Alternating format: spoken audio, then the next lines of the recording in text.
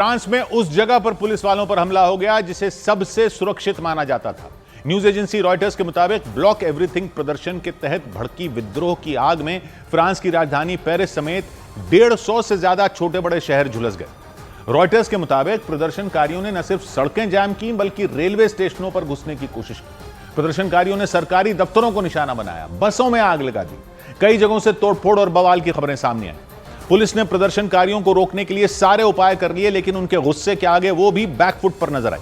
हालांकि पेरिस समेत कई शहरों में पुलिस वालों ने 300 से ज्यादा प्रदर्शनकारियों को गिरफ्तार भी किया। पुलिस के मुताबिक फ्रांस में बवाल के दौरान 100 से ज्यादा आगजनी की घटनाएं दर्ज की गई। रॉयटर्स के मुताबिक प्रदर्शनकारियों के हमले में 4 पुलिसकर्मी घायल भी हो गए। फ्रांस में बजट पेश होने के बाद यह लगातार दूसरा साल है जब वहां के प्रधानमंत्री को इस्तीफा देना पड़ा हो। पिछले साल भी यही हुआ था। बजट पेश होने के बाद जनता सड़कों पर उतर आई थी। उस वक्त भी तब के फ्रांस के प्रधानमंत्री को इस्तीफा देना पड़ा था। और इस साल भी वही हुआ। फ्रांस में बजट पेश होते ही 2024 की तरह ही लोगों ने सरकार की नीतियों के खिलाफ हल्ला बोल दिया। प्रदर्शनकारी कई जगहों पर पुलिस वालों से सीधे भिड़ गए। पेरिस में एक सड़क पर इकट्ठा प्रदर्शनकारियों पर पुलिस ने बेतहाशा डंडे भांजे।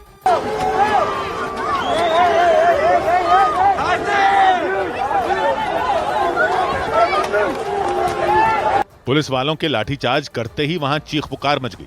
प्रदर्शनकारी पुलिस के डंडों से बचने के लिए पीछे की तरफ जाते दिखाई दिए। लाठीचार्ज के दौरान एक प्रदर्शनकारी सड़क पर गिर गया। कुछ पुलिस वाले उसे उठाकर ले गए।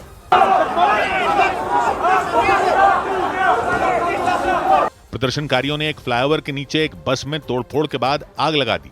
बस में लगी आग की लपटें और काला धुआं काफी दूर तक दिखाई दिया। बस से उठती लपटों के साथ वहां धमाके की आवाजें भी सुनाई दी।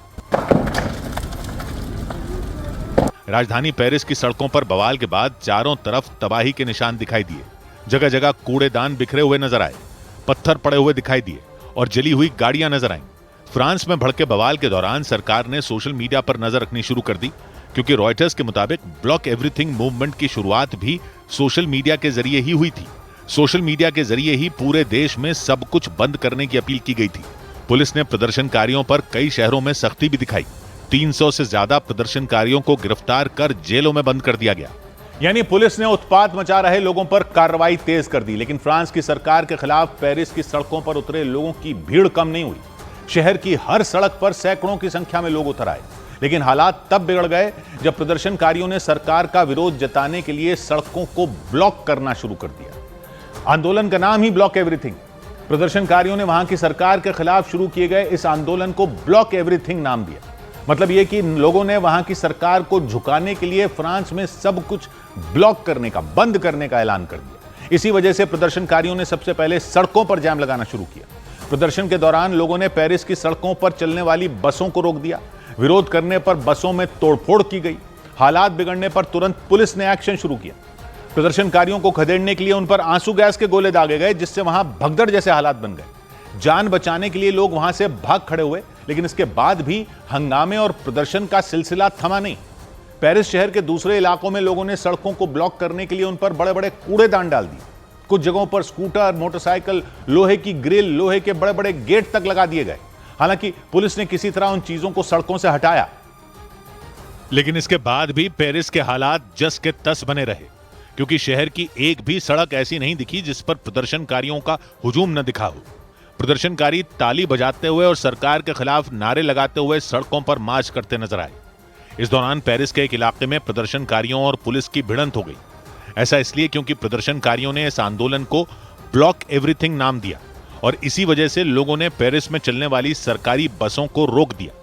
कुछ बसों में तोड़फोड़ की गई। इसके बाद पुलिस ने एक्शन लिया और प्रदर्शनकारियों को खदेड़ने के लिए उन पर आंसू गैस के गोले दागने शुरू कर दिए।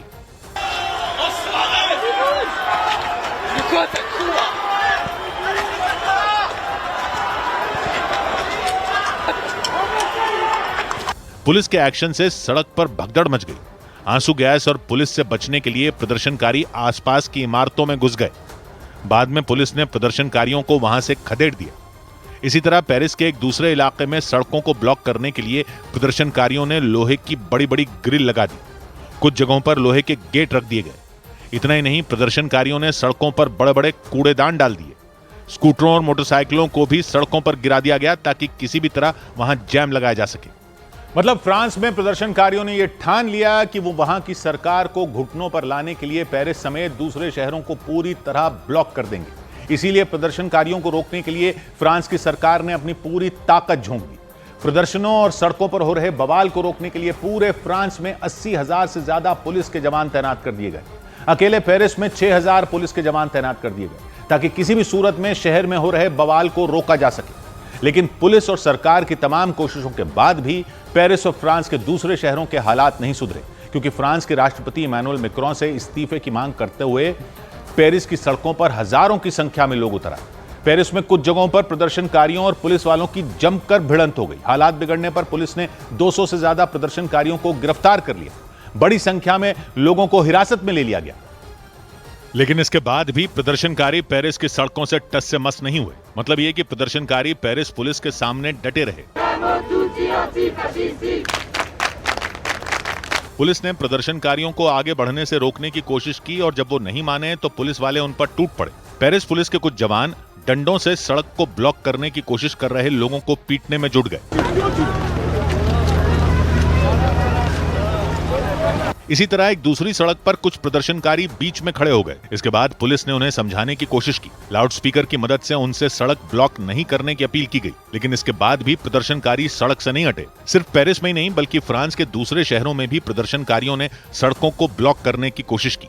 इसी वजह से फ्रांस में 80,000 पुलिस के जवान तैनात कर दिए गए। अकेले फ्रांस की राजधानी पेरिस में 6,000 पुलिस वालों को तैनात किया गया ताकि किसी भी तरह हालात संभाले जा सकें। पेरिस में मौजूद मेट्रो स्टेशन और रेलवे स्टेशनों की सुरक्षा बढ़ा दी गई, क्योंकि आशंका जताई गई कि बसों को आग के हवाले करने के बाद प्रदर्शनकारी मेट्रो स्टेशन और रेलवे स्टेशनों को भी निशाना बना सकते हैं।